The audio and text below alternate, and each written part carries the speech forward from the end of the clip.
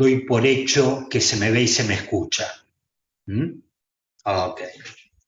Bien, quiero darle la bienvenida a este año, el cuarto de este seminario, y quería pedirles disculpas, entre tantas cosas, por la manera abrupta en que se interrumpió el seminario el año pasado, por motivos ajenos a mi voluntad, y también por la postergación del comienzo de este año. Me da la sensación de que pasó mucho tiempo desde la última vez que nos encontramos, y de alguna manera esto hizo que retome algunas cuestiones de lo que veníamos trabajando, así que el encuentro de hoy va a tener este sesgo, el de dar alguna vuelta sobre algunas cuestiones con las que terminamos el año pasado.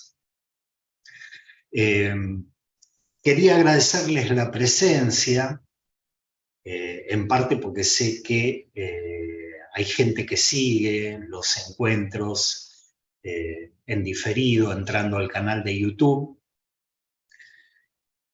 y está bien, pero yo valoro mucho que estén acá porque considero que hay un trabajo que hacemos juntos, entonces valoro, digamos, las intervenciones y el hecho de que concretamente estén en el encuentro. Y aprovecho para agradecer a gente que ha estado trabajando, algunos creo que están ahí, otros no, pero hay gente que ha estado trabajando para nosotros, Juan Alfonso, Luciana Trocero, Paula de Marco, Julieta Curtade, que han trabajado en las vacaciones para producir material que nos va a venir muy bien, a ellos y a otra gente que ya los voy a enganchar para alguna cosa, a Amalia, a Marisol Díaz, a Diana Sástica, que para algo los voy a enganchar. Bien, les quería agradecer eso y retomar un poco lo que veníamos hablando, porque veníamos hablando de amor, y yo había pensado en dar la clase, que es la clase con la que iba a terminar el año pasado, pero repasando un poco el seminario me encontré con un paso previo para seguir hablando de amor, con un paso previo que es ni más ni menos una definición de Lacan de lo que es el fin de su enseñanza, ¿no? En el último punto de esta clase hay un momento que Lacan dice, después lo vamos a ver, cuál es el fin de su enseñanza. Y digo, no me puedo pasar esto por alto, porque si alguna vez dicen, estuve 4 años trabajando en seminario y nos pasamos una frase donde dice, este es el fin de mi enseñanza, pues bien, la cosa no iba a quedar muy elegante. Entonces vamos a dar un pasito atrás y vamos a seguir hablando de amor. Y quería empezar diciéndoles que todo discurso de amor, todo discurso sobre el amor, y para Lacan el psicoanálisis es un discurso sobre el amor, todo discurso sobre el amor involucra a aquel, a aquella, a aquelle, a aquello que se ama, ¿sí?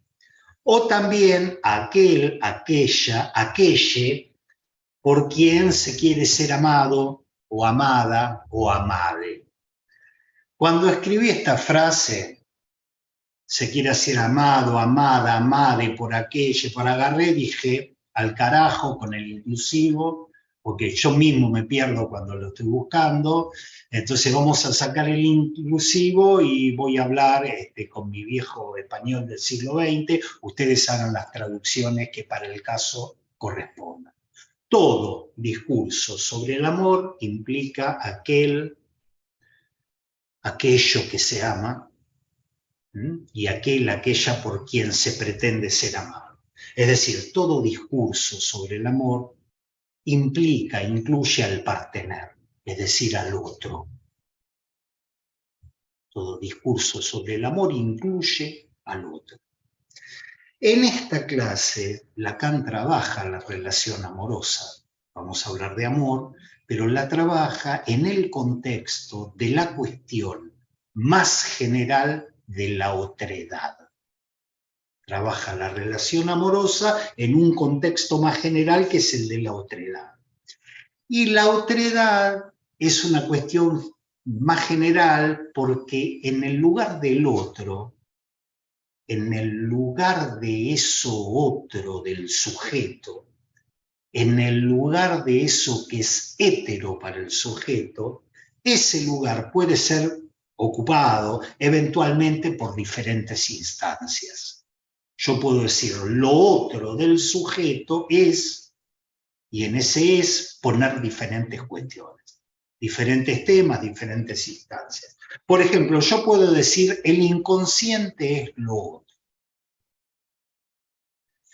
Y no estaría mal, de hecho, en los primeros seminarios, una definición primera de Lacan del inconsciente es el discurso del otro. Entonces yo puedo decir el inconsciente es lo otro. Es decir, mientras que en mi yo, en mi narcisismo, yo me reconozco en mi yo, en mi narcisismo, es de ahí que puedo sacar lo que sería el espejismo de una identidad.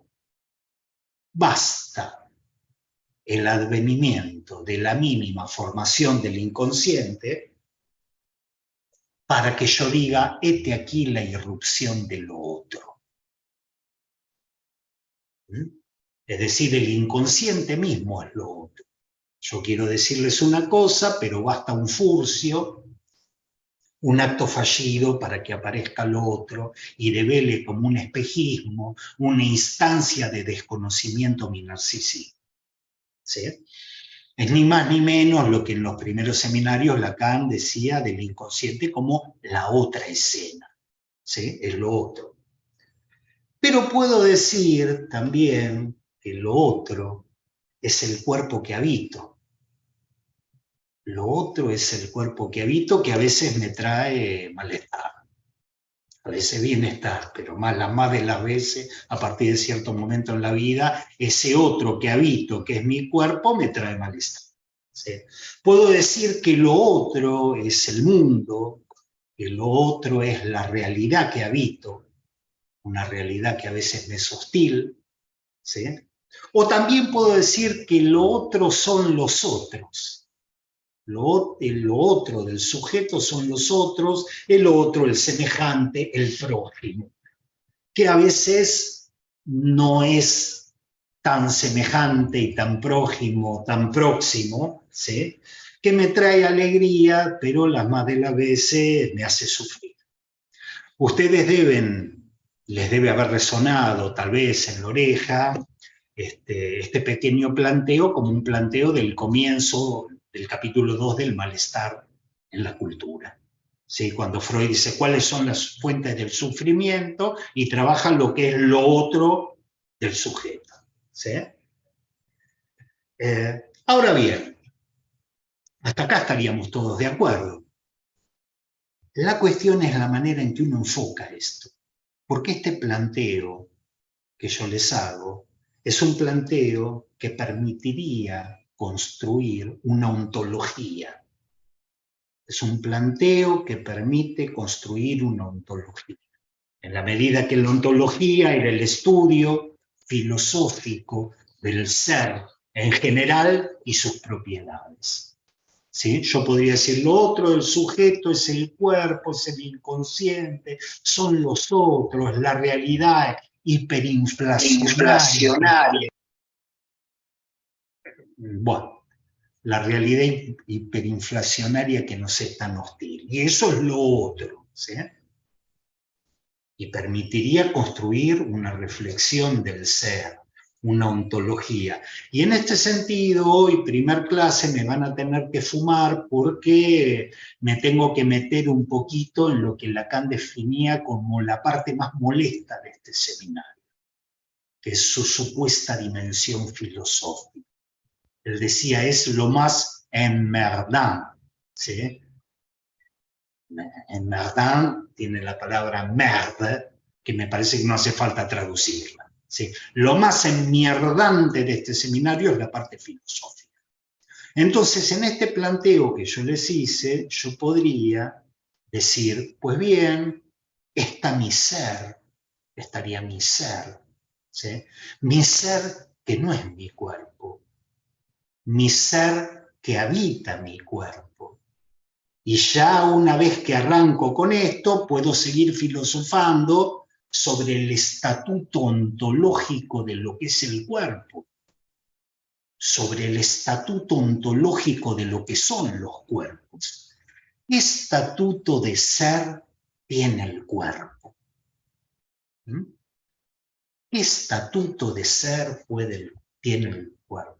Podría filosofar, podría decir, si yo soy más que mi cuerpo, si mi ser es más que mi cuerpo, pues bien, tengo un estatuto de ser superior al estatuto de ser de mi cuerpo. Fundamos una ontología jerárquica. Hay elementos que tienen más estatuto de ser y otros que tienen menos estatuto de ser. Mi cuerpo tiene menos estatuto de ser porque mi ser lo incluye, lo abarca, ¿sí? Podría seguir filosofando y decir, un brazo separado del cuerpo tiene menos estatuto de ser, tiene menos nivel de ser, ¿sí? Un diente, una uña, tienen el mismo estatuto de ser una uña que la sombra de una uña. Estoy filosofando correlativamente a una ontología. Y en ese sentido, estuvimos viendo en las clases anteriores y un poquito esta clase también, que para Aristóteles la perfección del ser era una propiedad únicamente de Dios. La perfección del ser era una propiedad únicamente de Dios y todos los demás seres son imperfectos porque dependen de otro ser. La uña depende del dedo, el dedo del brazo. La asociación libre me va a llevar a la rodilla. Pero bueno, vamos a salir de la rodilla. La uña depende del ser, del dedo, el dedo del brazo, el brazo del resto del cuerpo. Aristóteles lo decía de otra manera, decía, en esta ontología hay seres y cada ser a su manera es una especie de motor móvil porque este ser es causa de otro ser, pero a su vez es efecto de otro ser, por lo tanto es un motor móvil, moviliza algo y algo lo moviliza a él, conforme un sistema causal que estuvimos viendo en el primero y el segundo año de este seminario, ¿no? La causa eficiente, la causa material, etcétera, etcétera. Cada ser tiene una causa y es a su vez causa de otro ser. Y hay un último ser, o un primer ser, depende de qué lugar en la cadena lo ponga, que es Dios, que es el motor inmóvil. Él es perfecto, nada lo causa. ¿Sí? ¿Sí? Bien, fíjense a qué cosas lleva pensar una ontología. Pensar una ontología lleva a este tipo de cuestiones. ¿Sí? Por otro lado, yo podría filosofar sobre el ser de los otros, ¿sí? Sobre el ser del hombre, sobre el ser de la humanidad. ¿Cuál es el sentido de la existencia de la humanidad? ¿Cuál es el sentido de la vida? Desde ya les digo, en esta clase no vamos a responder cuál es el sentido de la vida, tal vez la respondamos en una clase posterior, en esta vamos a andar con temas un poquito más mundanos, ¿sí? Pero estoy filosofando sobre el ser de los otros. Ahora bien, para Lacan, de la experiencia psicoanalítica se extrae que toda esa ontología es fantasma. Toda esa ontología es fantasma, es fantasía, ¿sí? Incluso en lo referente al cuerpo. porque creo que pueden aceptar sin problemas que toda una ontología para un filósofo sea eso otro a lo que dirige su amor por la sabiduría, ¿no? Que esa es la definición de la filosofía. Él dirige su amor por la sabiduría a eso otro que él quiere alcanzar. Y eso otro se define en una ontología. Uno puede aceptar que eso es una fantasía, un fantasma, pero el cuerpo no. El cuerpo es la artrosis del cuerpo, el cuerpo es la rodilla con su ligamento cruzado anterior, el cuerpo es esto que se toca y duele y se enferma y envejece. Uno diría, no, para eso no es una otredad. Ahí hay algo real, ahí hay algo concreto. ¿Sí? Pero para el psicoanálisis la cosa no es así. Y ya las histéricas en su momento le enseñaron a Freud que el cuerpo que interesa al psicoanálisis no tiene nadísima que ver con anatomía. ¿Sí? Entonces uno podría decir, che, parece que Lacan tiene razón, incluso a nivel del cuerpo, esa otredad que es el cuerpo, para el psicoanálisis esa otredad es fantasma, es fantasía. ¿Sí? Bien. Estamos en el tema de la otredad, el tema de lo que es lo otro. Y Lacan acentúa lo otro para el psicoanálisis es fantasma, es fantasía. Ahora bien, esa construcción fantasmática, esa construcción que está en el lugar de lo que sería lo otro del sujeto, esa construcción fantasmática está, además, sostenida por el objeto A. Esa otredad construida como lo otro, lo hétero, lo ajeno del sujeto, es fantasmática y está sostenida por el objeto A. Lo voy a decir de otra manera. El gran otro del neurótico es un otro construido con el objeto de la pulsión.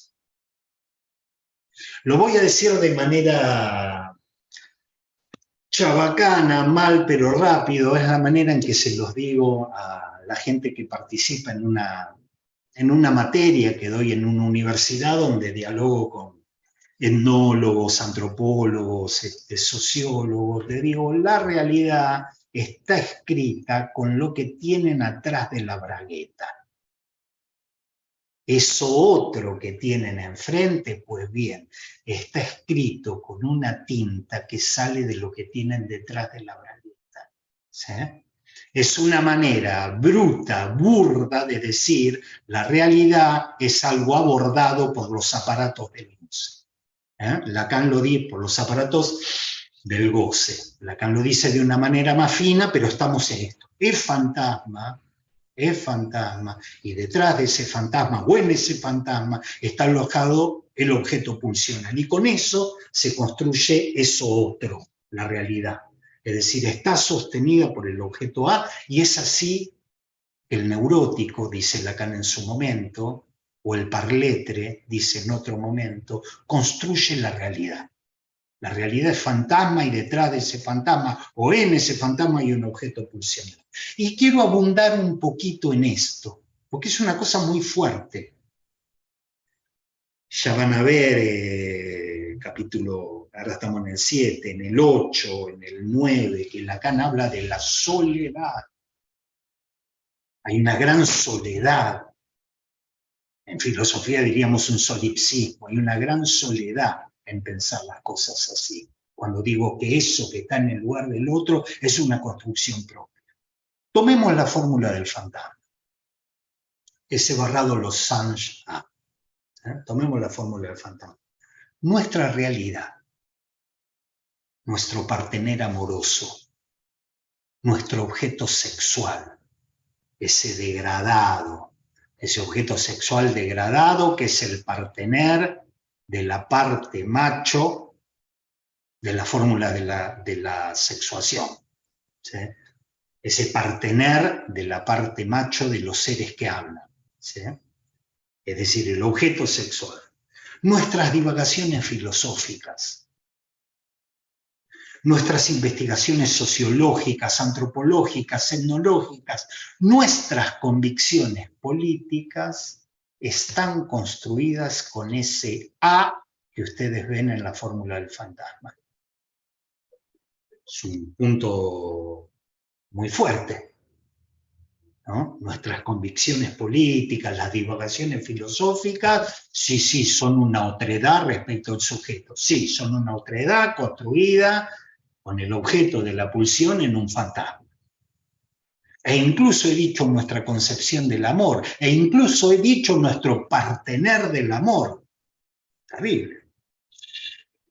Entre otras cosas, es por eso que le pedí a Luciana Trocero que me haga un pequeño trabajo acerca de un libro que se llama La más linda historia de amor, que es de varios autores, ¿sí?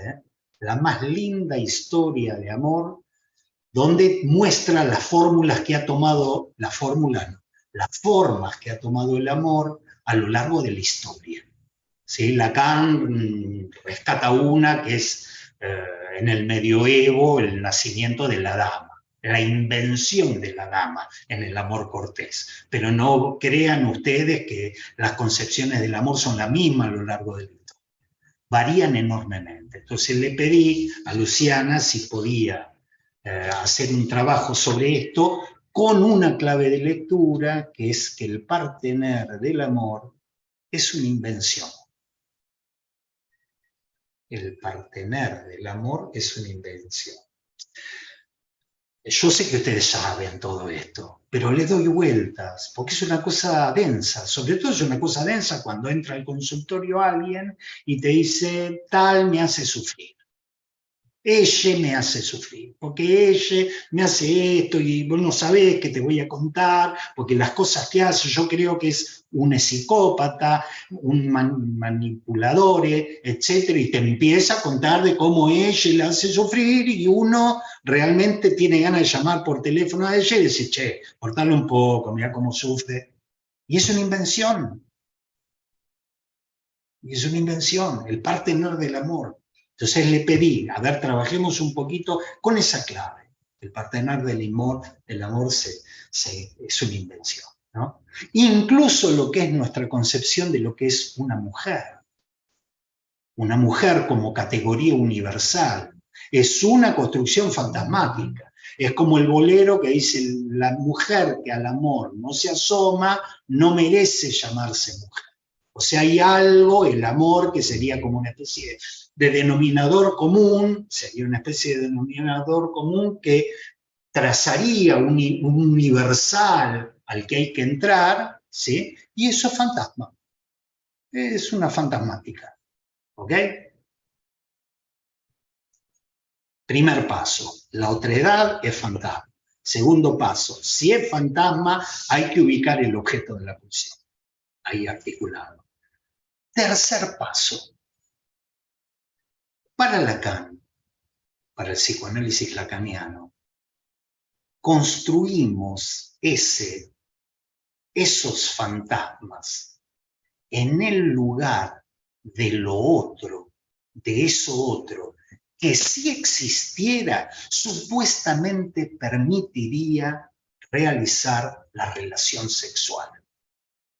O sea, esto que nosotros construimos como una otredad, y la construimos como un fantasma y un objeto pulsional, está en el lugar de aquello que si existiera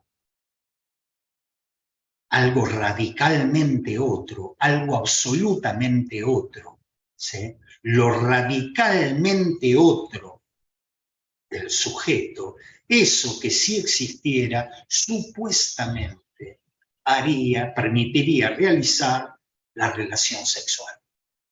Y en este punto, Lacan es verdaderamente freudiano, es un freudiano sobre las teorías sexuales infantiles, el texto de Freud que vimos de 1908, ¿sí? De cuáles son las teorías, es decir, las fantasías, es decir, los fantasmas que le impiden al niño al niño de 5, de 10, de 30, de 50 y de 70, le permite el conocimiento de la mujer.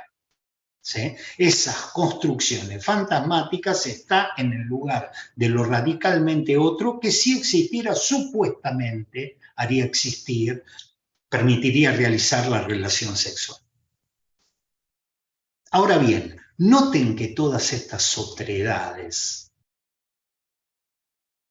que son fantasmáticas, todas estas otredades son construidas con la misma lógica con la que la parte macho de los seres que hablan construyen su partener. Todas estas otredades son construidas con la misma lógica, el objeto A en el campo del otro. Estoy repasando cosas que hemos visto desde otro punto de vista cuando yo decía, ¿cuál es el partener del goce fálico, del goce del uno fálico? El objeto A. Pues bien, es lo mismo que decir que esa otredad, ese partener es una fabricación con el objeto A, ¿sí? Y que no solo construyo al objeto sexual degradado, con eso construyo la realidad misma. Con eso reflexiono. Es cuando dice Lacan, uno reflexiona con el objeto en la mano, como Hamlet, que agarraba una... No, Hamlet no era... Siempre me olvido del nombre de este muchacho que estaba... No, era Hamlet con la calavera de un bufón de su infancia. Se medita, se piensa, se razona con el objeto en la mano. Está ese objeto detrás de la realidad de nuestros pensamientos. ¿Sí? Todas estas otredades son construidas a la manera macho, a la manera en que el macho construye su partener. El objeto A en el campo del otro. Por eso que jamás se llega al goce del otro. Primera clase de este seminario, hace 3 años atrás. No llego al goce del otro, no llego al otro como goce, me topo con la barrera del amuro. ¿Se acuerdan? Me topo con la barrera del amuro, es lo mismo que estoy diciendo hoy con otra vueltita. ¿Sí? Uno se topa con la barrera del amuro. ¿Sí? No se llega al otro, no se llega a lo radicalmente otro, no se llega al goce del otro. ¿Sí? Razón por la cual todas estas otredades fantasmáticas que les he dicho son fantasmas de macho. Son fantasmas de los seres que habitan del lado izquierdo de la fórmula de la sexuación. De aquella parte de los seres que hablan, de la parte macho de los seres que hablan. Son fantasmas de macho, son otredades masculinas, son fantasmachos, como dije en algún momento, en algún año, y permítanme jugar con la lengua un poco a mí también, son fantasmachos. ¿Sí? Es en el lugar de la mujer que no existe. Es en el lugar del otro en tanto goce, en el lugar del goce femenino, si lo hubiere. Es el lugar del goce suplementario, del goce femenino, del otro en tanto goce, que construimos las teorías sexuales infantiles que constituyen la realidad de cada quien. Cada uno de ustedes vive una teoría sexual infantil, más elaborada, menos elaborada, tal vez no exactamente la misma de cuando tenían 3 años, 4 años, pero viven una teoría sexual infantil. ¿Sí? Las teorías sexuales infantiles que constituyen nuestra. Entonces, nuestras reflexiones, divagaciones, concepciones no son más que teorías sexuales infantiles. Uno escucha al tipo Milei con el pelo todo arremolinado, hablando de lo que es la sociedad y la economía y qué sé yo, y dice teorías sexuales infantiles. ¿Sí? A menos que uno piense que hay detrás de la economía hay una ciencia a la manera de la matemática. ¿Sí? Y es una teoría sexual infantil nuestra concepción del amor. Cada uno de nosotros tiene una concepción del amor. El amor es dar, dar, dar, pero también recibir, recibir. Mi problema con el amor es que yo doy, siempre yo doy, y a mí me dan poco, y siempre me han dado poco, y yo doy mucho, pero me dieron poco, y Freud ahí dice, no sé bien cómo viene en la mano, pero seguro le sacaron la teta temprano, pues los neuróticos siempre se quejan de que hay una insatisfacción, y entonces a mí me parece que debe venir con que le sacaron la... Es decir, la concepción misma del amor es una teoría sexual infantil. Cada uno después verá anal, oral, sadomasoquista. No hay amor en el que no se sufra. Si no se sufre, no es amor. Es un chongueo, donde uno entra y sale. Pero que para que haya amor hay que sufrir. ¿Sí? Primero hay que saber sufrir, después llorar, después partir y al fin andar sin pensamiento. Es una teoría sexual infantil puesta en el tango. ¿Sí? Perfume de naranjo en flor.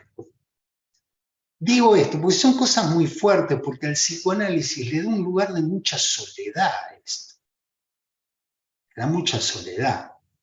Porque sacando lo que son los desarrollos científicos, que lo vimos en la anteúltima clase, donde traté de transmitirles, ¿sí?, que en la ciencia hay otro uso del fantasma y otra lógica del objeto A. Es otro uso del fantasma y otra lógica del objeto A, sacando la ciencia, todo lo demás, es una teoría sexual infantil. ¿Sí?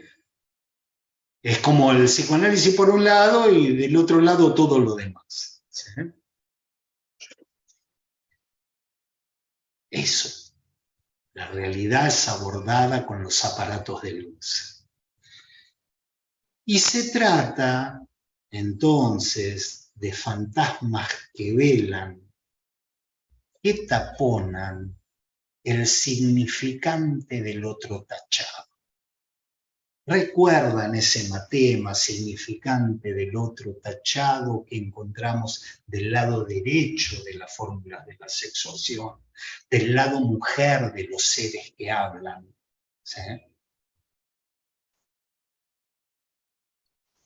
Fantasmas que taponan, que velan el significante del otro tachado como ese significante con el cual designamos lo que es el goce suplementario, lo que es el goce femenino. El goce femenino, el goce suplementario, si lo hubiere, ¿sí?, está taponado por una fantasía que tiene el objeto de la pulsión. Esto es una carta de amor y por eso se llama una carta de amor esta clase. ¿Sí? El partener macho se dirige así el macho se dirige así a su partener, como se dirige así a la realidad, con un fantasmacho. ¿Sí? Decimos, fantasmas que velan, taponan el significante del otro barrado, está del lado mujer de los seres que hablan. Recordemos, el significante del otro barrado era el matema con el que designábamos el goce femenino, goce suplementario. Y este velamiento, taponamiento, velamiento barra taponamiento, es lo que Jacques Alain Miller designaba en el exergo de la clase. Miller es el que le puso a esta clase una carta de amor, ¿sí? Y después escribe un exergo, que son esas frasecitas que están antes de la clase. Y la primera de las frasecitas esas, la primera de esas frasecitas es ¿cuál esencia y escisión de A y significante del otro barrado? ¿Sí? Yo les estoy definiendo qué es la coalescencia entre A y significante del otro barrado. Pues bien, ¿qué es la coalescencia entre A y el significante del otro barrado? Es esa estrategia subjetiva, es ese movimiento subjetivo por el cual tapono y velo el significante del otro barrado con el objeto A y el fantasma. ¿Ok? Y este aquí, que Lacan sostiene en la página 100 de esta clase, Lacan dice, el fin de nuestra enseñanza, en tanto persigue lo que puede decirse y enunciarse del discurso analítico, es disociar el objeto A del A. ¿Ok? El objeto A del A. ¿Sí? Hay una coalescencia entre significante del otro barrado y objeto A que lo tapona, y voy a decir yo, construyendo un otro, construyendo una otredad, construyendo un otro no barrado, ¿sí? Un taponamiento con el objeto A y su fantasma del significante del otro barrado, y con ese taponamiento construyo un otro, construyo un gran otro. El otro que ustedes quieran, el otro del amor, el hombre o la mujer que amen, lo que quieran.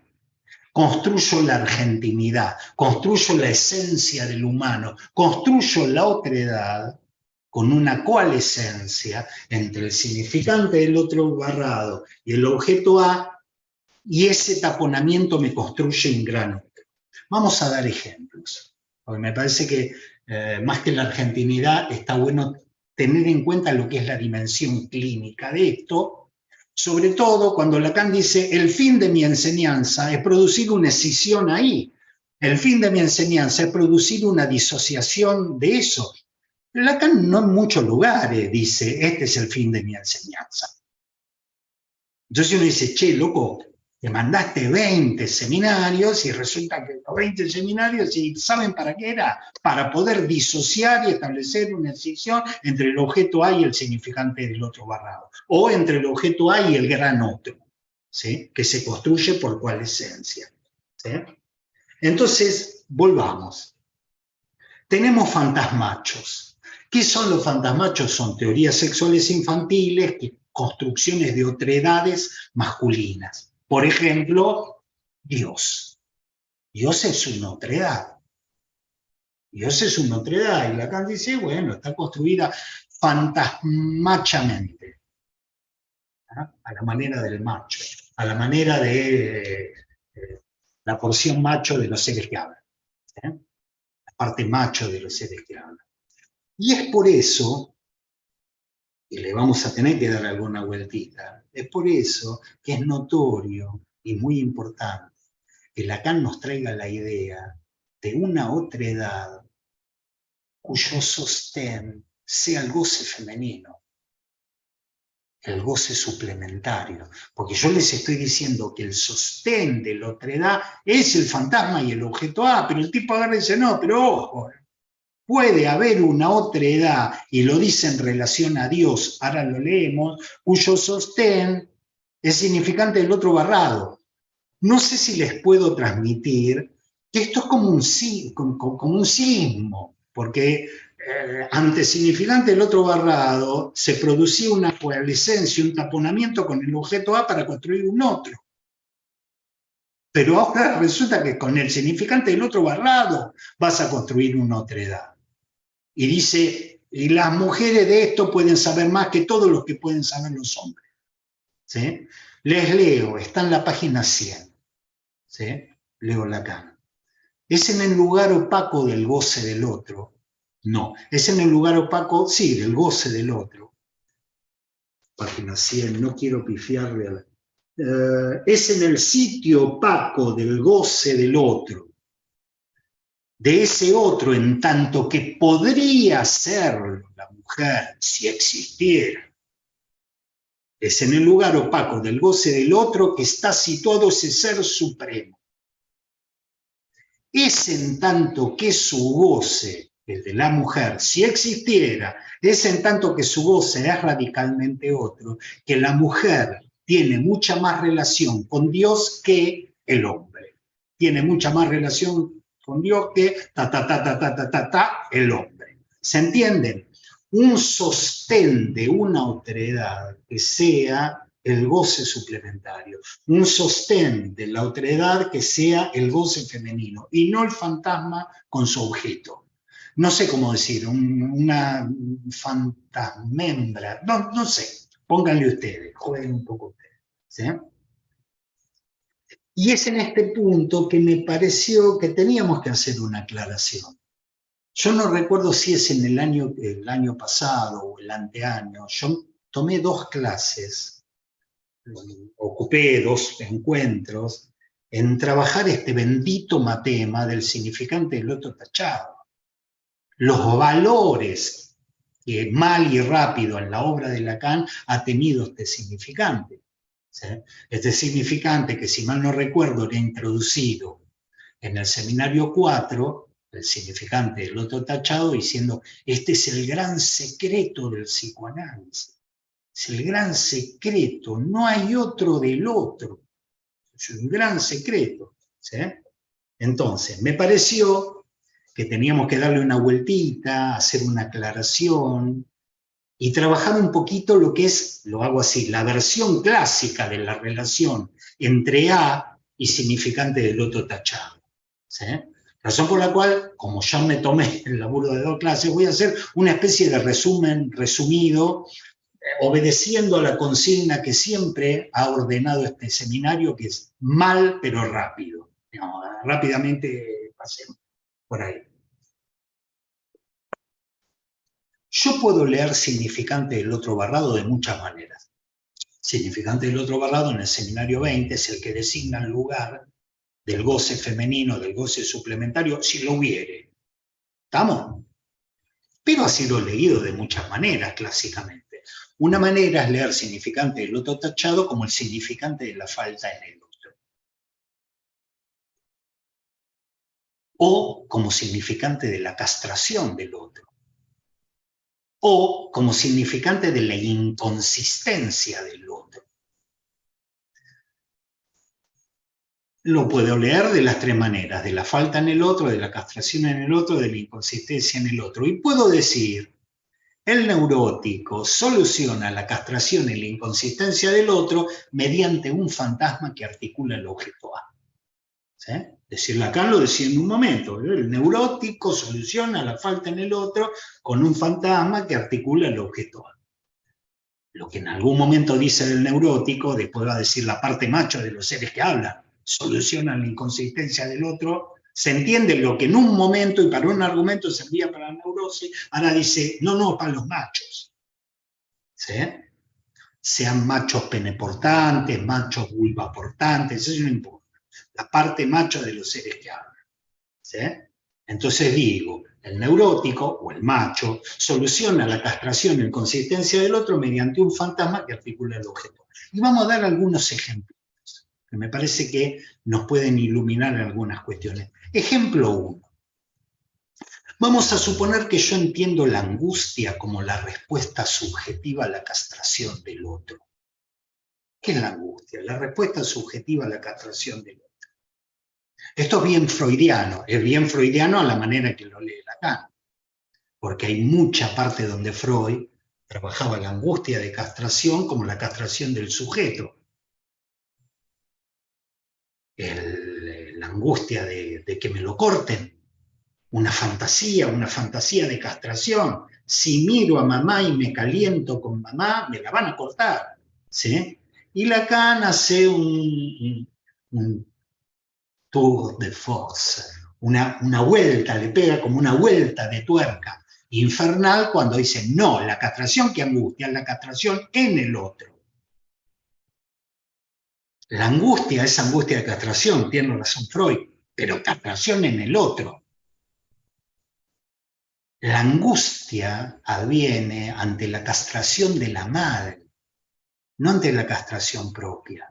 La castración propia lo que produce es deseo de falo. La castración propia es decir, no lo tengo, pero ya me crecerá.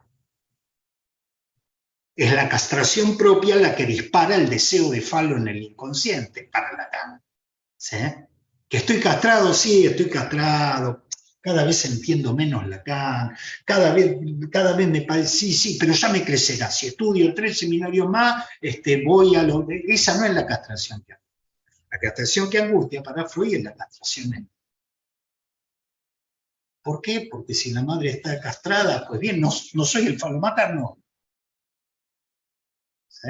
esa vuelta de tuerca que le da Lacan, para que la angustia es la castración del otro. Y yo podría, conforme lo que les vengo diciendo, decir, y la angustia es la inconsistencia del otro, ¿sí? Y la angustia es la falta en el otro. Vamos a tomar la angustia, la castración en el otro. Si la angustia es la respuesta subjetiva ante la castración del otro, ¿por qué no angustiaría un cuerpo femenino desnudo? Si la angustia es la respuesta subjetiva a la castración del otro, ¿por qué no angustiaría un cuerpo femenino desnudo? ¿Sí? Y acá está lo que nos responde Lacan. Bueno, que ante la falta fálica, la castración en el otro, ante la falta fálica, esto según el seminario se declina de 1000 maneras. Mal, pero rápido, estoy diciendo. Porque ante la falta fálica, un neurótico coloca allí un fantasma con un objeto pulsional. Entonces ese cuerpo, connotado por una falta fálica, se me convierte en algo que yo quiero chupar. Y se me hace agua a la boca. ¿Sí? Se me hace, al colocar un fantasma y su objeto A, ese cuerpo femenino se me presenta como algo que puede ser mirado. Y hay mucha gente que pone ese objeto ahí, es muy preponderante el ser hablante, por eso en internet lo que más hay es pornografía, no es por otra cosa, porque hay una serie de cuadros en movimientos que producen fascinación, ¿sí? Y ese cuerpo femenino, lejos de angustiarme, se me convierte en algo que tiene alojado un objeto causa de deseo. Es un objeto pulsional. Entonces, un cuerpo femenino se me construye como algo, o construyo, ¿sí? Como algo a ser chupado, a ser visto, a ser controlado como un esfínter. Lo controlo, ¿sí? O a ser palmeteado y abofeteado, si lo quieren empezar por el lado de la pulsión sadomasoquista, o como Lacan lo pensaba, por la pulsión invocante, ¿sí? Hacer de mi deseo su ley. ¿Ok? Lo digo de otra manera, es la castración del otro lo que angustiaría, sí, pero ¿cómo soluciono eso? Lo soluciono velándolo, taponándolo, produciendo una coalescencia entre el significante del otro tachado, taponándolo y construyéndolo como un gran otro que es la mujer. ¿Ok? No hay angustia, hay deseo. ¿Estamos? Segundo ejemplo. Digo, porque son ejemplos clínicos. Todavía uno encuentra esa angustia ante el encuentro con el partener.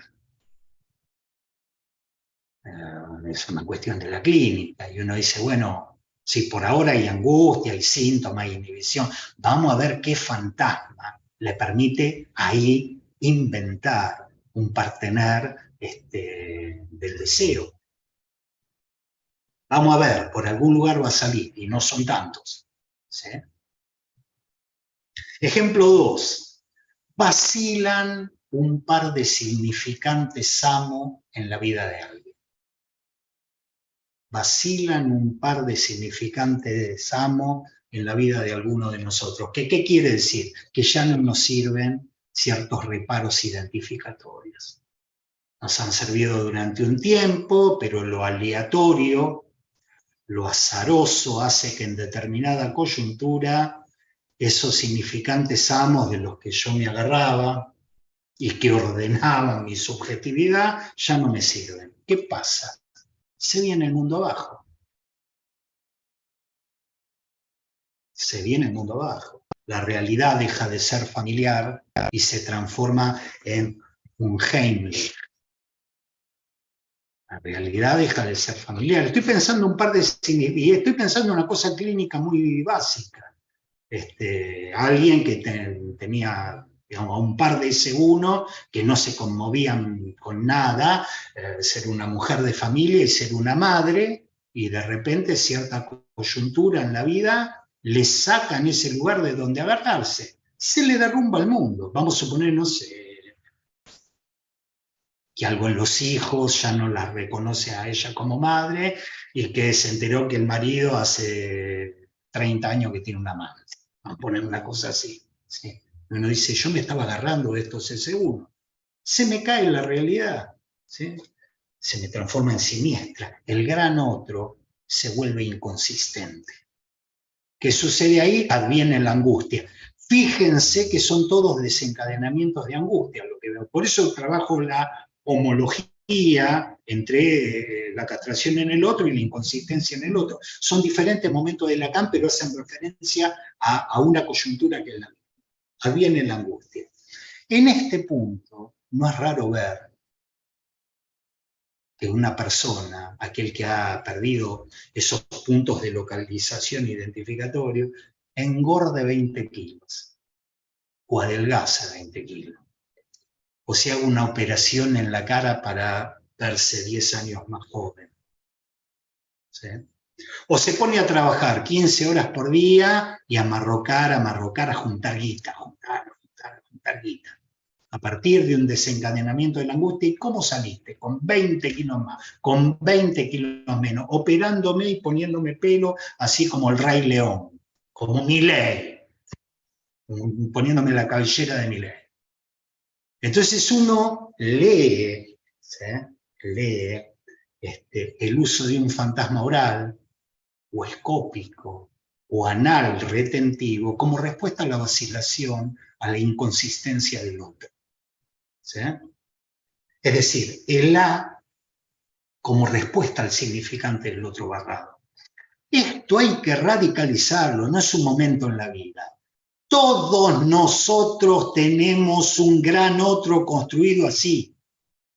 Es fuerte decirlo, todos y cada uno de nosotros tenemos una realidad construida por la coalescencia entre el objeto A y el significante del otro barrado, que te permite sostener una otreidad, que es la otreidad en el amor, en el sexo, en la política, etcétera, etcétera. Por eso hincho tanto, porque son cosas muy que resuenan mucho, ¿sí?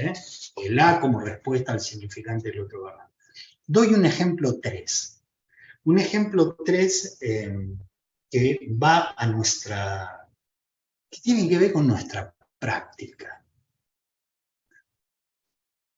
Porque si yo soy coherente con lo que les estoy transmitiendo, el otro del inconsciente también está construido y es fantasma. Ustedes van a decir, no, bueno, eso es el inconsciente transferencial, está el inconsciente real. Bueno, perfecto. Podemos discutir, podemos charlar esa cosa, pero les quiero hablar de esa otredad que es el inconsciente. Y lo imaginaba con una escena que es cuando un amigo te cuenta que anduvo un par de semanas angustiado, hasta que en determinada coyuntura clínica, él andaba angustiado bastante, pero en cierta coyuntura clínica, en un momento, por ejemplo, el relato de una pesadilla, su analista interviene diciendo tal y tal cosa. ¿Eh? Ustedes deben tener amigos, colegas. Yo tengo amigos, colegas. Entonces a veces cuentan. Y anduve mal hasta que en determinado momento mi analista me dijo en una cosa así, tal y tal cosa.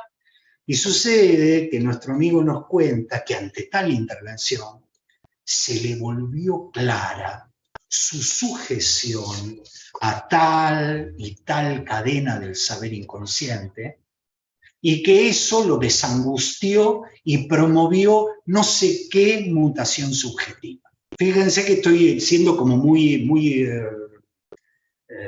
difuso, muy amplio. Una coyuntura clínica y mi analista me dijo tal cosa, y cuando me dijo tal cosa, de repente se me hizo claro mi sujeción a la cadena del saber inconsciente y eso produjo una especie de mutación. Yo escucho esto 10 veces por día. ¿Sí? Se me ocurrió para transmitírselos ponerles una caricatura. Querían llamar la caricatura del paciente con consumos problemáticos. Caricatura, es para dar un ejemplo caricatural. Una vez que uno agarra el clima, agarra eso y lo tira. y se queda con la idea, ¿sí? El paciente con consumos problemáticos. Un tipo que te dice, en ese ambiente de angustia, que viene angustiado, vamos a poner que la angustia no se sabe bien por qué viene, por qué lado viene, pero tiene que ver con los problemas que le está trayendo en su vida, cambiar tanta birra. Empieza a traer problemas, ya la esposa le dice, loco, siempre está tomando, se gasta no sé cuánta guita, arruinó un par de reuniones familiares, etc. El tipo está un poco angustiado por él. Es decir, tiene algún consumo problemático, como tenemos todos, ¿sí? Incluso el del amor, consumo problemático. Entonces te cuenta una pesadilla y en esa pesadilla te dice que había un recién nacido. Un recién nacido es un sueño de angustia, una pesadilla donde había un recién nacido, que por algunos rasgos de la descripción el mismo tipo te dice, tenía que ser yo, qué sé yo, vamos a suponer, había un recién nacido que se llamaba Roberto Cueva, soy yo, o sea, estoy hablando de, me explico, digamos, por algunos rasgos asociativos, uno dice, bueno, esto llevaba en la cadena significante a, saquemos Roberto Cueva, pongamos otro, si no va a quedar en el ejemplo, va a quedar medio feo. ¿Sí? Entonces, había un recién nacido y todos decían, lo que él escuchaba era bebé, bebé, bebé, ¿sí? Y el analista le dice, claro, todos decían bebé y usted bebió. Fíjense qué juego de la langa estoy inventando. Decían bebé, bebé, bebé, y usted bebió, bebió, bebió, y está. Vamos a suponer que un amigo nos cuenta eso, ¿sí? Y nos cuenta, y de alguna manera realicé en acto mi sujeción a determinada cadena del saber inconsciente. Y si tenés un amigo psicólogo o psicoanalista, te va a decir, bueno, la demanda del otro, me respuesta, te va a hacer todo un chamullo que está hablando de cierta coherencia y cierta consistencia del saber inconsciente, que es lo que da cuenta de su angustia. ¿Ok? Y en esa intervención, el hecho de que haya cedido esa cesión de angustia, un efecto de mutación subjetiva correlativo a una cesión de angustia. Ahora, resulta que cuando nuestro amigo nos cuenta eso, cuando quiere dar cuenta de la incidencia del significante en su cuerpo, él viene a contarnos eso. Luego vengo a contarte la incidencia del significante en mi cuerpo, ¿sí? Ahora he subjetivado que hubo un enjambre de significantes que me tocaron y me dejaron una marca, que ahora soy un alcohólico porque la demanda del otro es significante. ¿Me explico? Estoy haciendo un ejemplo de eso, ¿sí? Cuando nuestro amigo quiere dar cuenta de la incidencia del significante en su cuerpo, usa el significante para contarnos. Usa el significante con un uso del significante que es el de metalenguaje. Él usa el significante para explicar la incidencia del significante en su cuerpo. ¿Okay? Te voy a contar la incidencia del significante del cuerpo. ¿Cómo me lo haces? ¿Con mímica? No, con significante. ¿Sí? Ah, eso es un metalenguaje. O sea, vos me estás explicando con significante lo que quiere decir el sueño tuyo. Me convertiste un sueño de angustia, ahora me haces la interpretación que viene a ser un metalenguaje del sueño de angustia. No sé si soy claro para decírselo. El sueño de angustia quiere decir esto. La interpretación opera como metalenguaje del sueño, ¿sí? Ahora yo le puedo decir, bueno, explícame la interpretación. Entonces hace un metalenguaje de la interpretación. Y le puedo decir, no entiendo. Bueno, ahora explícame la explicación del, y hacer un otro del otro, del otro, del otro, del otro. Es como Lacan cuando decía, la interpretación de un sueño puede ser a su vez interpretada. Y la interpretación de un sueño a su vez puede ser interpretada. Es decir, un uso del significante que es el de metalenguaje. Sigo con el pequeño ejemplo. Cuando nuestro amigo nos quiere explicar la coherencia, la consistencia de ese saber del inconsciente, de esas palabras, que han producido un acontecimiento de cuerpo. Cuando nuestro amigo nos quiere explicar esa coherencia, esa consistencia de esa cadena significante que han producido en él un acontecimiento, una cadena significante no importa, un significante, hablemos de la lambda, ya ni siquiera hablamos de las cadenas del saber inconsciente, no importa, él te cuenta, ¿sí? Se mueve en el significante al nivel de lo que podría pensarse como metalenguaje. Y por eso uno al amigo le puede decir, no me cierra lo que me contaste, a ver, explícame más. Y cuando me explica más, decir, no, tampoco me cierra esta explicación de lo que me explicaste, explícame más. No, tampoco me cierra. Esto es en un amigo que te está contando o en el más famoso de los testimonios del pase. En el más famoso de los testimonios del pase. Es imposible, si yo quiero dar cuenta de esa lógica del significante, que yo use el significante y que no sea un metalenguaje. Razón por la cual, entre paréntesis, en algún momento Lacan tira a la mierda todo esto y agarra unos hilitos y se pone a hacer números. ¿Me explico? Las consecuencias que entraña decir no hay metalenguaje, no hay otro del otro. En un momento agarra y tira todo el carajo y dice, bueno, voy a empezar por otro lado, porque si no, cualquier cosa es un metalenguaje. No sé si alguna vez a ustedes les ha pasado, a mí me ha pasado escuchando en vivo un testimonio de un análisis. Imagínense un testimonio en un análisis donde el síntoma de alguien sea que tiene se siente compelido a dar explicaciones de sí mismo. Tengo un síntoma, toda mi vida me he sentido compelido, en vez de decir bebé, decían explica. Entonces eso me ha marcado, yo me siento compelido a dar explicaciones de mí mismo y ahora vengo a dar testimonio de esto.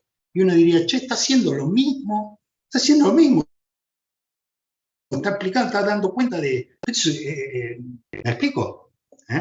Es decir, lo voy a decir de otra manera, no lo escribí así, pero lo voy a decir, no hay otredad que se sostenga de un metalenguaje.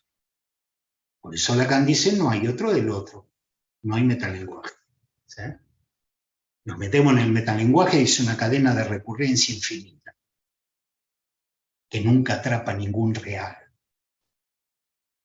Resulta que ese testimonio que ibas a hacer, estás haciendo lo mismo que vos decías que tu síntoma. Ahora un poco más refinado.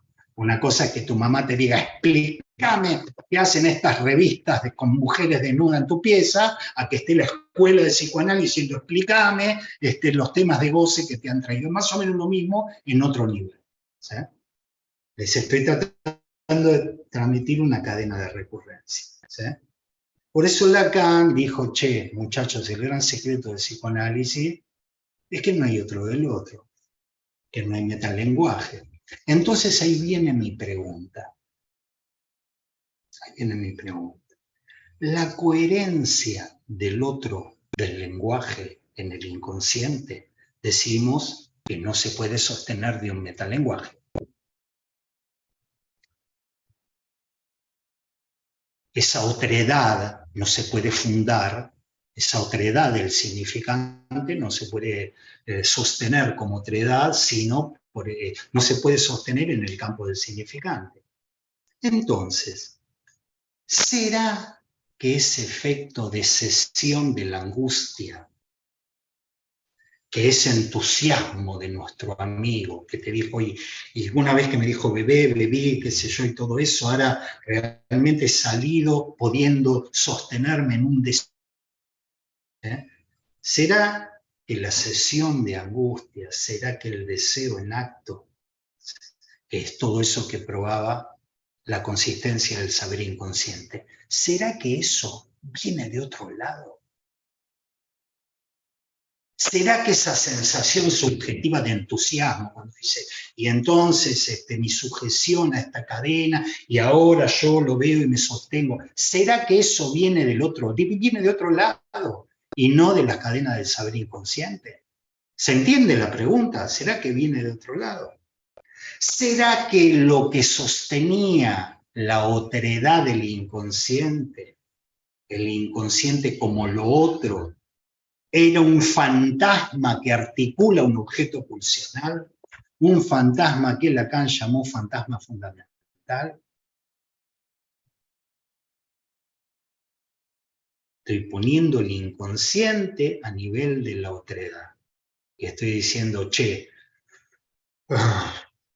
no nos deslumbremos por la lógica del significante, y porque todo esto que aparece como el discurso del otro es una elaboración de algo que está por detrás, que es un fantasma, que es el fantasma fundamental. Lo que nos llevaría a pensar que el inconsciente es una construcción de macho. No sé si he podido transmitírselos, ¿sí? Digo, están otredades, hay otredades, una otredad es el inconsciente. Y de todas las otras otredades, digo, son fantasmas, son fantasías que están armados a partir del objeto de la pulsión. El inconsciente también. Entonces tenemos, o decimos, el inconsciente es una otredad armada con el fantasma fundamental, o decimos, bueno, este es el inconsciente freudiano. Tal vez haya alguna dimensión inconsciente que no sea esta. ¿Se entiende cuál es el problema de plantear la otredad? Es una otredad, es como si les dijesen, mire muchachos, el inconsciente es una otredad que fabricaron los machos por el hecho de que nunca llegan al goce del otro. Se los tiro así, medio en cortocircuito, medio a lo bruto, pero ustedes se van a encontrar como me encontré yo cuando Lacan dice, las mujeres no tienen inconsciente, sino como madres. Y uno dice, ¿cómo? Tienen que ser madres para tener inconsciente. Y sí, porque una madre es un macho. ¿Me explico? Son este tipo de frasecitas que aparecen desperdigadas, pero están en la lógica de lo que nos viene transmitiendo. El inconsciente mismo es una otredad del macho, ¿sí? Si esto fuera así, el inconsciente freudiano sería una otredad construida por la parte macho de los seres que hablan. Solo tienen inconsciente, freudianamente hablando, ¿sí?, la parte macho de los seres que hablan, ¿sí? Entonces, tenemos respuestas macho para erigir o mantener una otredad. Y acá nos vuelve, es como una especie de rulo. Volvemos a este hecho que en todas estas lógicas a ubicar en la parte macho de los seres que hablan, ese barrado siempre designó un efecto de incompletud, de vacilación, de castración, de inconsistencia, de caída del otro. Y el taponamiento por el objeto A, una respuesta restitutiva. Cuando lo escribía medio dudé en poner la palabra, pero me parece que va en la lógica. El objeto A en un fantasma tiene una dimensión restitutiva del otro. Si ustedes dicen el objeto del fantasma, el objeto A en el fantasma es un objeto, el objeto de la pulsión, y ahí se articula el goce pulsional y nada más, estamos en un campo. Ahora, si yo con eso tapono la falta en el otro y construyo un otro completo y construyo una otredad, ya empieza a haber una pragmática del objeto A. Ya no es solamente una cuestión de satisfacción pulsional, es una cuestión de construcción del otro, es una cuestión de construcción de la otredad, ¿sí? Una pragmática, un uso, si ustedes quieren, del objeto A. Así como hablamos del uso, del sentón y todo esto, yo acá voy con un poquito menos, ¿sí? Una respuesta restitutiva. El objeto A, en tanto que tapona la falta en el otro, en tanto que soluciona su inconsistencia, tiene esa función de sostén del otro. Funciona así en todos, no solo en los neuróticos, funciona así en todos. Y vuelvo a este punto, que la vez que viene vamos a abrir en relación a la cuestión del amor, a ver cómo se nos declina esto, porque, insisto, Lacan nos acerca la idea que el significante del otro barrado es decir, el matema del goce femenino, como un goce radicalmente otro, puede ser, y entonces uno desde la parte clásica le diría, el de la inconsistencia y la castración del otro y la caída. No, no, no, no es así. Es el sostén del otro, es el sostén de un otro, el sostén de una otredad, el sostén de una otredad que puede ser Dios, por caso, una otredad de goce, una otredad no toda, una otredad abierta. Resulta que tal vez aquella parte macho de los seres que hablan tengan una realidad y un mundo todo. Un otro, una realidad todo, y un partener todo, ¿sí? Y tal vez haya una forma de otredad, estaría bueno ver si podemos ubicar algo de esto en el amor, o no, que haría de todo eso algo no todo, que haría de eso algo no todo, ¿no? Un amor abierto. Esto lo dije sin escribir, lo dije sin un amor a una pareja abierta, vamos a decir. Sería una pareja, lo estoy ironizando. Una manera de construir una otredad sobre el significante de la falta en el otro. Bien, quería dar esta vuelta porque me parece que hay toda una lectura de Lacan que vamos a encontrar en el amor, donde uno dice el amor queda del lado macho de la fórmula de castración y no hay salida de eso, no la hay, ¿sí? Y la cuestión de poder pensar juntos, si hay una otredad, incluso en el amor, que se sostenga de un significante del otro tachado. Bien, yo voy a dejar hoy acá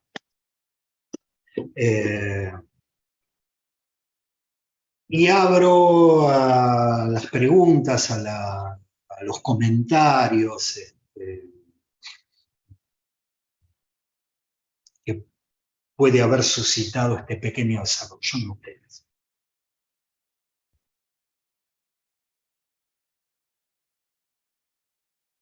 Chat 5. Bueno, veo que ya en el chat hay...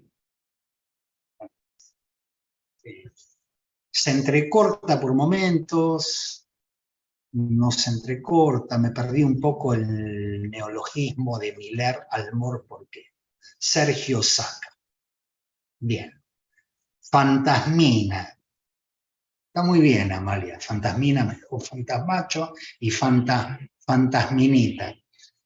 No, el fantasminita es capuzotiano. Vamos a dejarlo a Capusotto ahí. Sergio, de eso iba a hablar hoy. ¿Sí? De eso iba a hablar hoy. Iba a hablar del alma. ¿Sí? Las maneras en que se expresa Lacan.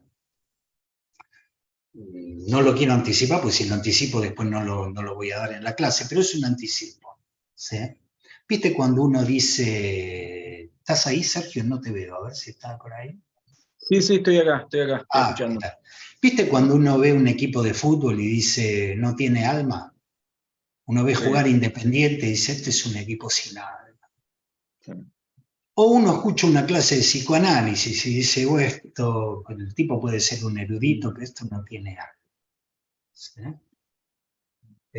Lacan en un momento, en las construcciones de la otredad, va a decir irónicamente, o ustedes toman el costado más del ser, ¿sí?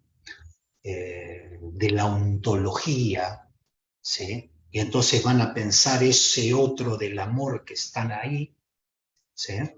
Eso otro que funciona como una otredad, y ustedes lo pueden pensar así. Yo preferiría, si la cosa no es muy escandalosa, pensar que el ser hablante tiene un alma. Una cosa rara. El ser hablante tiene un alma. Ese alma que tiene el ser hablante la coloca en el otro y es el objeto causa de deseo. Cuando yo veo jugar a San Lorenzo y digo, este equipo me representa y se me mueve algo acá en el pecho, es porque hay algo alojado ahí un objeto, causa de deseo, que hace que yo diga, ese equipo tiene alma. O que yo diga, esa clase tiene un alma. O le pueda decir a una mujer, alma mía, sos mi alma, sin vos mi vida se acaba. ¿Sí? Entonces, la lógica de lo que es el alma es la proyección del objeto A en el campo del otro, que es lo que hace que yo a alguien le pueda decir, eres mi alma. Cualquier bolero, ahora no se me ocurre ninguno, pero yo conozco muchos boleros que te dicen alma mía, sin ti, bueno, que le hablan al alma, desde el alma. Bien, Adriana Pérez, uno le habla al alma ahí. Uno le habla al alma. Está bien, desde el alma uno le habla al alma y parece que el alma no está puesta en las cosas. La idea es cuando el alma está puesta en las cosas, y Lacan dice, bueno, esto tiene alma, esto me causa, esto me entusiasma, es que tiene puesto el objeto A en ese campo del otro, a eso lo llama el alma, ¿sí? Y dice, y el amor es igual. Razón por la cual podría yo inventar en la Langue algo que se llame almor. ¿Sí? Almor. Eres mi amor, eres mi alma, amor de mi alma, amor de mi vida. Si tú te vas, se acaba mi mundo. Entonces Lacan dice, bueno, el alma está puesta ahí. ¿Sí? Eso es almor, eso es almar. Lo significativo de todo, no sé si te respondí, Sergio. Sí, sí, perfecto, me quedó súper claro. De ahí viene el neologismo. Lo significativo de esto es que es una manera de amar del macho. ¿Sí? Esté en un cuerpo peneportante, vulva portante, qué sé yo, es poner el alma, como cuando uno dice, hay que poner el alma. O sea, las cosas pueden andar, este proyecto que tenemos, pero hay que poner el alma ahí. Si vos pones el alma ahí, este proyecto puede andar. Y cuando una persona está pinchada, uno que dice, está desanimada. Ánima, lo mismo que alma, o sea, es la misma palabra. ¿Sí? Bien, ¿alguna pregunta, alguna reflexión? Si es que esto ya se dio por respondido. Todos los boleros, sí, todos los boleros tienen eso. Dicho de muchas maneras. Roberto, no sé si se me escucha. Para una cosita más de los boleros. Que ahí esté puesta el alma, se puede decir de una manera muy sofisticada. ¿Sí? Hoy mi playa se viste de amargura porque tu barca tiene que partir. ¿Sí? Te has llevado, te has ido y me dejaste a mí con mi pobre alma, cargando mi pobre alma. Se nota que estoy haciendo como una parábola de lo que es el duelo. ¿Sí? Te fuiste y me dejaste con mi pobre alma a cuestas. ¿Sí? Antes que tu barca no había partido, el alma estaba puesta ahí. Ahora me la devolviste. Eso es el duelo. Es cuando te devuelven tu castración. ¿Sí? Pero acá te devolvieron tu alma y te dejaron solito con tu pobre alma. ¿Sí? En el almor. Se puede decir de la manera más fina y sofisticada, ¿sí? O se puede decir cuando el alma no está definida en el campo del amor, sino en el campo de la modalidad anal de la pulsión. Te vas porque yo quiero que te vayas, cuando te vas porque te quiero que te vayas, a la hora que yo quiero te detengo, vos haces lo que yo quiera porque yo soy tu dueño. Ahí le está hablando un sorete, le está hablando a la caca, le está hablando el niño, le está hablando a la caca. Si quiero te cago, si quiero te retengo, ¿sí? Pero sigue siendo el alma. Sigue siendo el alma bajo la modalidad del lesívalo del objeto anal. Juan Manuel.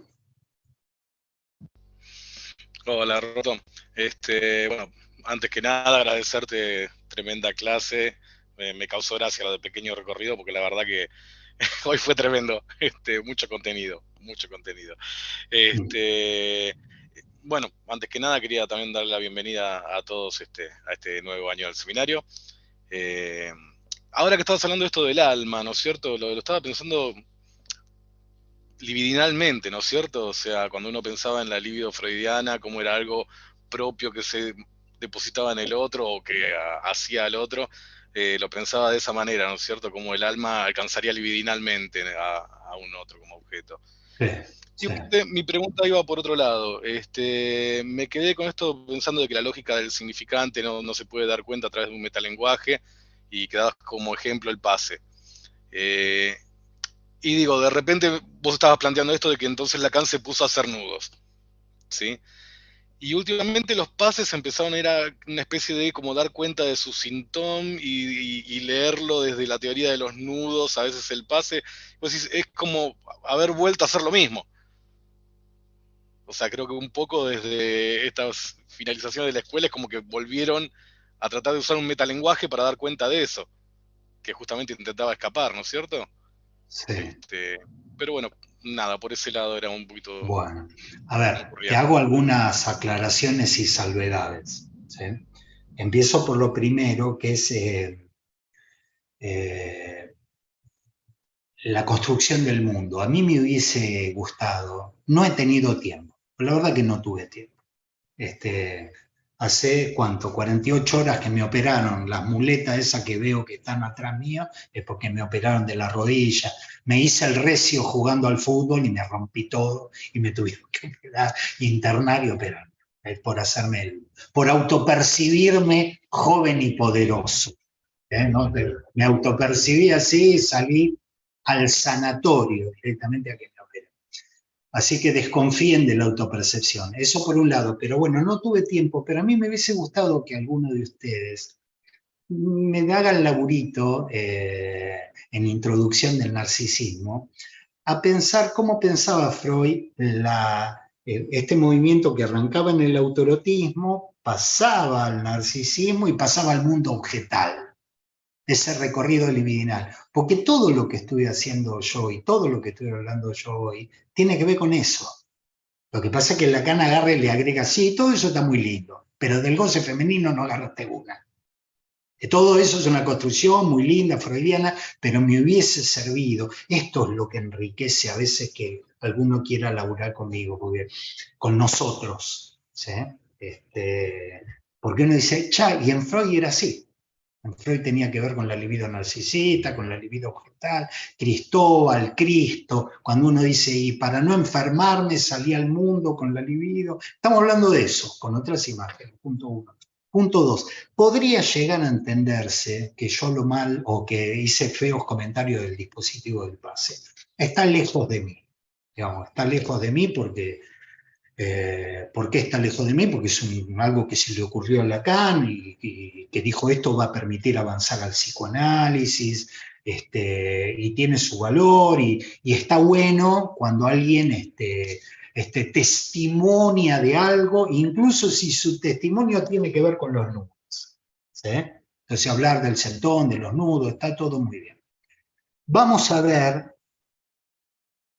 si llegamos a la clase que viene. Este año terminamos el seminario.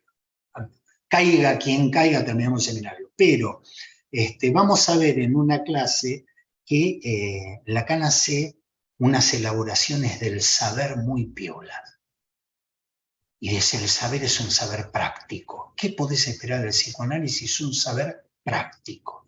Si yo a vos, Juan, te pidiese que me expliques cómo te anudás los zapatos, tendríamos un problema. Es decir, se agarra una punta, se agarra otra punta, pasa una punta por la cosa, se estira, después a mí me lo explicaban así, se le hace una orejita y con el otro agarrás la orejita y fabricás otra orejita, me lo explicaban así. Si te lo explican y no te lo muestran, no lo vas a aprender ni en 5 millones de años. Uno a los nenes se los muestra, no se los explica. Se los muestra como nos lo mostraron a nosotros. ¿Sí? Y Lacan dice, y se puede esperar de eso en el psicoanálisis, un saber práctico, que uno sepa cuándo atarse bien los zapatos y cuándo desatarse bien los zapatos. Estoy haciendo una metáfora, ¿sí? Ahora, después que vos me digas, sí, pero yo de eso también quiero hacer un testimonio y pasarlo por el significante y explicar, y sí, en cierta forma tiene una dimensión de metalenguaje que por lo tanto no te garantiza la consistencia de ningún otro. Y por eso hay gente que en el pase cree ciegamente y gente que dice, esto no sirve para este carajo. ¿Por qué? Porque le saca algo que como experiencia de relato, como experiencia significante, cualquier cientista duro diría, pero eso es una serie de proposiciones que no se pueden falsear, y en la medida que sean proposiciones que no son falseables, a mí no me dan ninguna certeza de la coherencia. Si tuviésemos acá algunos lógicos de eso, te dicen, no me estás contando una cosa tuya, ¿qué carajo tendrá que ver bebí con bebé con bebió? Esto es un mambo tuyo que le saca lo que le tiene que sacar. ¿Se entiende? No sé si está respondido, Juan. Bien, ¿alguna otra pregunta? Bueno, de no haberla, y parece que no la hay, nos encontramos en 15 días. En el chat escribieron, Roberto. Bien, a ver, tenemos esto que es un bolero. Sí, claro. Sí. Homero Mansi. San Juan y Boedo. Es de acá, el muchacho es un vecino. Homero Mansi. Yo tuve que aprender a hacer el nudo de la corbata, me lo mostraron. Está perfecto. Esto tiene resonancia. Yo porque lo trato onda San Juan y Boedo. Uno podría hacer un seminario de esto. Uno de verdad que podría hacer un seminario de lo que se muestra, no se demuestra. Efectivamente, si a mí me dicen, che, a ver, explica cómo en tu vida, Roberto Cueva, has podido llegar sin hundirte en no sé qué síntomas raros, sabiendo hacer este nudo de la corbata. Yo diría, bueno, a ver, yo tuve que pasar por adelante y volver a pasar por atrás y después sacarlo y después meterlo en el agujero que queda. Si lo explico así nadie entiende un carajo, pero si yo muestro cómo se hace el nudo de la corbata, hay una posibilidad de que aprendan. Esto, lo digo, y la verdad digo, no lo tendría que decir. Esto es Wittgenstein. Estos son filósofos del lenguaje, vamos a decirlo así, ¿sí?, que han hecho teoremas, el Tractatus Logicus Philosophicus, explicando esto, que en el lenguaje, o sea, explicando la diferencia que hay entre mostrar y demostrar. Toda la clase que yo hoy dije, en cierto punto de vista, es indemostrable. La agarra mañana a alguien y dice, mirá el pelotudo la cosa que decía, el significante, esto es todo una quimera, ¿sí? Pero alguien puede mostrarlo, decir, che, todo lo que vos quieras, pero yo tuve esta pesadilla y ahí se abrió algo y produjo un efecto de mutación en mí. Bien.